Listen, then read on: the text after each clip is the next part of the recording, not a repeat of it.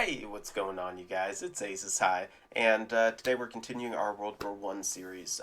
So if you guys missed it, we basically are doing an Epic History TV series on World War One, where every episode it breaks down 1 year of the war, and just kind of a wide overview. I'm excited about this because I don't know much about World War One. I know it has to do with trench warfare. I know it's the first time they introduced planes, but it's not like World War Two planes where there were a lot of dogfights and everything. It was more like reconnaissance and I heard stories that pilots used to actually carry bombs, little bombs, and drop them out the side. But that's about it, you know. I mean, you would roll up next to a plane, and you'd shoot them with a pistol. Uh, that being said, it's been a pretty good series so far. If you guys missed it, I did do a episode on 1914, 1915, and 1916, but I still have a couple more after this. It's a six-part series. But today's episode is going to be 1917. So before we get started, if you guys haven't subbed, make sure you hit that sub button, ring the bell, because you're going to want to know when the new episodes come out. I do release episodes every single day, like videos every day. And I try to follow what you guys want to see. Like, some people talked about the Queen's coronation, people talked about Alexander the Great, the Ottoman Empire, all kinds of stuff. I mean, there's various other ones, and I'm working on all of them, I promise. I'll get to everything as soon as I can, but I always try to get permission from the channel before I use their videos. So I just have to get in contact with a lot of them, you know? Anyway, that's all I got to say, so I'm just going to sit back, shut up, and let's just get started. Oh, I can't talk.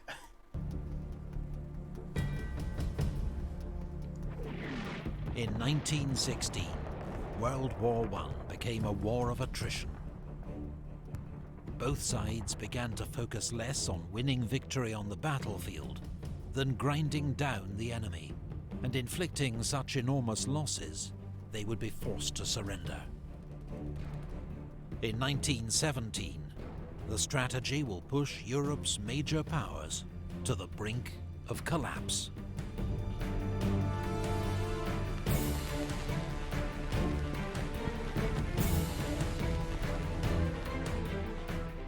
Germany knows it will lose a long war of attrition against the Allies, who have greater resources. So its leaders gamble.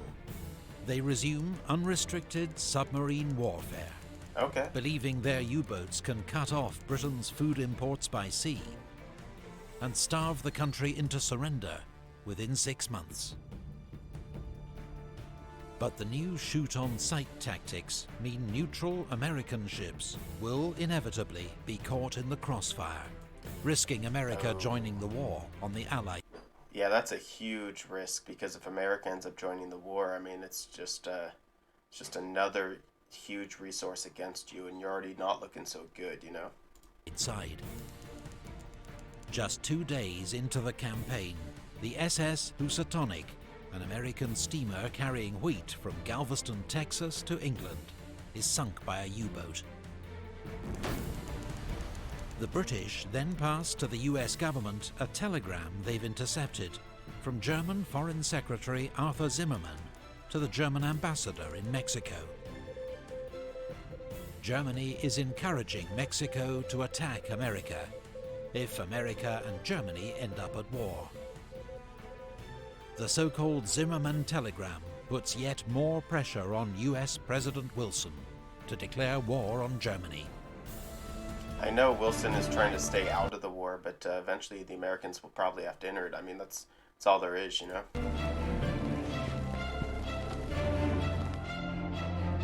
In Russia, enormous casualties and bread shortages lead to riots and revolution. The Tsar abdicates. A provisional government takes charge, pledging to continue the war. But at the front, Russian troops begin to desert en masse. After a string of German provocations, the US finally declares war on Germany. It brings immense resources to the Allied cause, but they will take many months to mobilize. And the German gamble of unrestricted submarine warfare may still pay off. April is the U-boats' most successful month of the war. They sink 886,000 tons of Allied shipping, an average of 17 ships a day.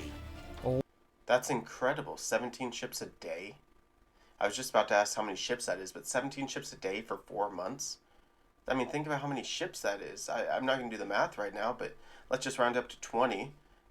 2 times 3, so that's, I mean, it's just under 600 a month. Uh, wow. Times 4. I guess it average of, yeah.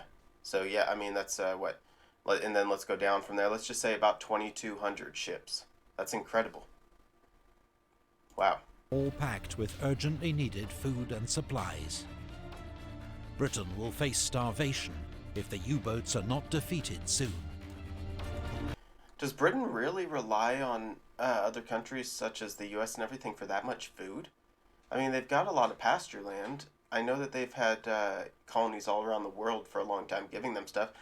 At this point, did they just become dependent on it, or what was going on? On the Western Front, the British launched the Battle of Arras, a diversion to support a major upcoming French offensive. After heavy fighting, Canadian troops seized the high ground of Vimy Ridge. It's a limited Allied victory, but costs 150,000 Allied casualties to 130,000 German. Wow. Above the trenches, the First Air War has reached new levels of sophistication and deadliness. There it is. Reconnaissance aircraft are crucial for spotting enemy positions and directing artillery fire onto them. Scout aircraft or fighters try to shoot them down before they can execute their mission.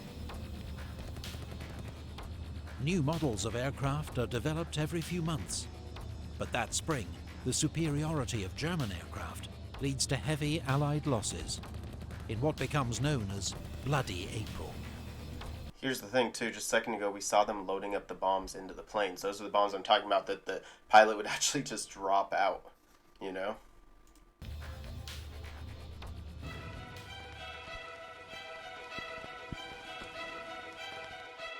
Three days after the fall of Vimy Ridge, French General Robert Nivelle launches his main offensive. Expectations are high, but after initial success, the advance bogs down and casualties quickly mount on both sides.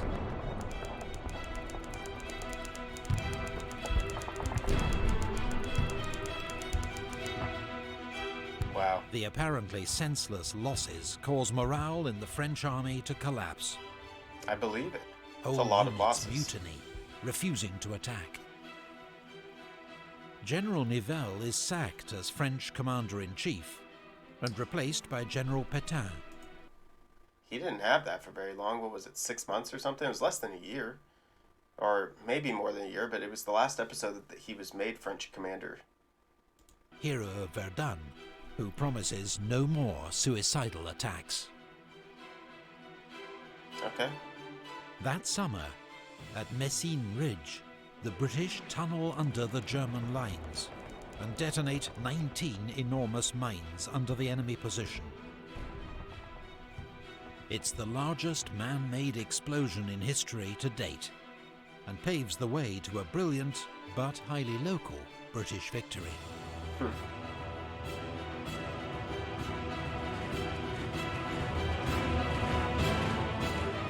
In Greece, King Constantine, who has favoured neutrality, is forced to abdicate, and Greece joins the Allies. Russia's provisional government orders a new attack, but the July offensive is a disaster. The morale and discipline of the Russian army has collapsed. It can no longer be relied on to fight, and the Central Powers' counterattack is almost unopposed. At sea, the Allies begin to group their merchant ships into convoys, which sail under naval escort.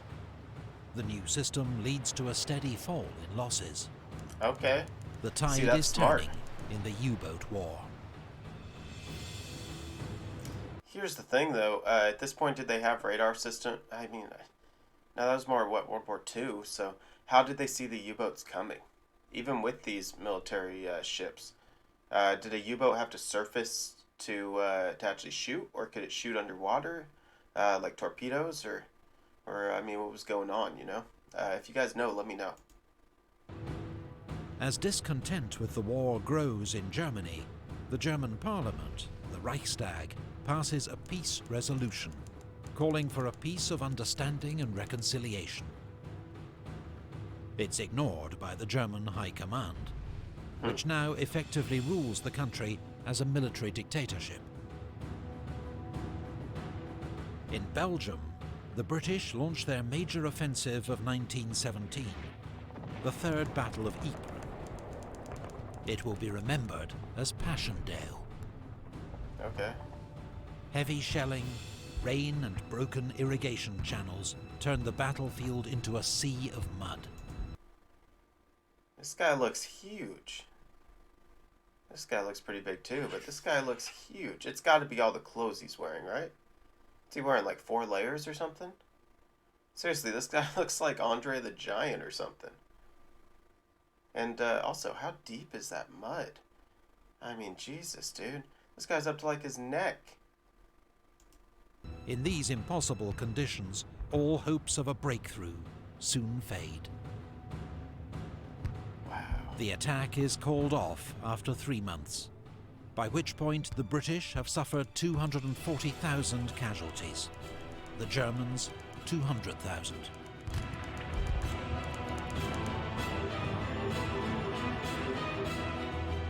On the Italian front, at the 11th Battle of the Isonzo, Italian and Austro-Hungarian forces batter each other into exhaustion. There are 150,000 Italian casualties, 100,000 Austro-Hungarian. That year, 1917, the list of Allied nations grows.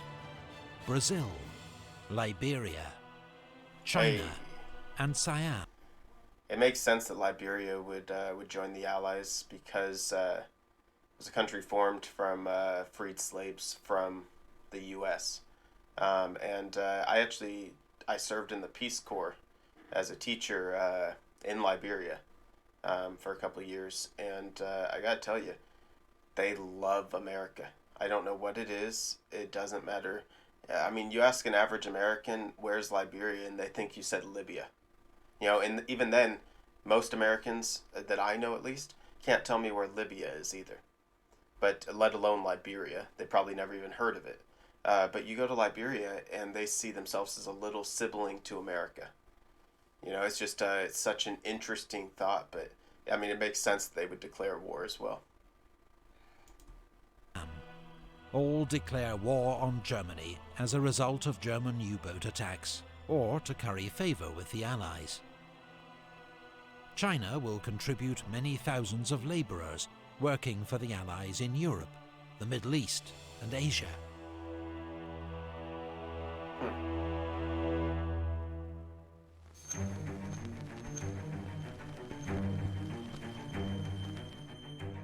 That year in the Middle East, British forces avenged their 1916 humiliation at Kut by defeating the Ottoman Turks and marching on to occupy Baghdad. Okay. It's a hell of a British forces in Egypt advance across the Sinai Desert, but are thrown back by Ottoman forces at the First and Second Battles of Gaza. That would be a big section to take. You know, the Gaza Strip. Because it wouldn't fully divide this section of the Ottoman Empire, but it would make it just that much skinnier, you know? It would get the Allies closer, and it would help to pinch off a section of the Ottoman Empire, this long stretch. In July, Arab rebels capture the strategic Ottoman port of Aqaba. Okay. They are accompanied by a British military advisor, Captain T.E. Lawrence, better known as Lawrence of Arabia. Oh, really? That autumn, British Foreign Secretary Arthur Balfour issues the Balfour Declaration, expressing support for the creation of a national home for the Jews in Palestine. The aim is to rally Jewish support for the Allies, but the declaration contradicts existing pledges to Arab leaders. Well, I mean, as we knew, like they had already said, they had no intention of really giving any of that land to Arab people anyway. But now that people know. In October, the British finally win at Gaza, clearing the way for an advance into Palestine. Nice. 6 weeks later, General Allenby leads British troops into Jerusalem, ending 400 years of Ottoman rule. It's incredible to see how much the Ottoman Empire is getting pushed back, especially considering that, I mean, they've got to be one of the top empires ever, you know, in history. They're just an empire that people know about. That's why I'm so excited to learn about them, because when I think of big empires, I think of like the Mongol Empire, the Holy Roman Empire, the Ottoman Empire, you know, things like that. On that note, maybe somebody could answer this for me. When it came to Hitler and the Nazis, that was they called themselves the Third Reich, which is third reign, third something like that. I happen to know that the First Reich was the Holy Roman Empire. Does anybody know what the Second Reich is? Because it would be somewhere in between. It would be in the same area. Was it the Ottoman Empire, or was it something else? I mean, I'm not sure. Let me know.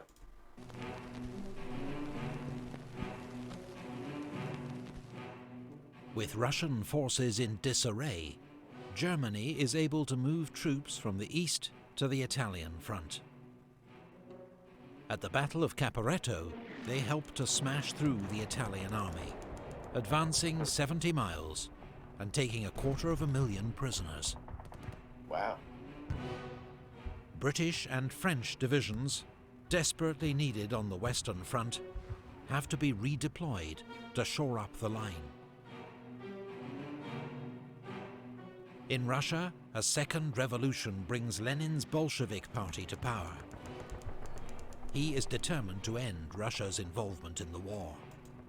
What I find really interesting is Switzerland is just, they're not battling along it. I know it's declared neutral, but it's still just incredible that both sides respect it, you know?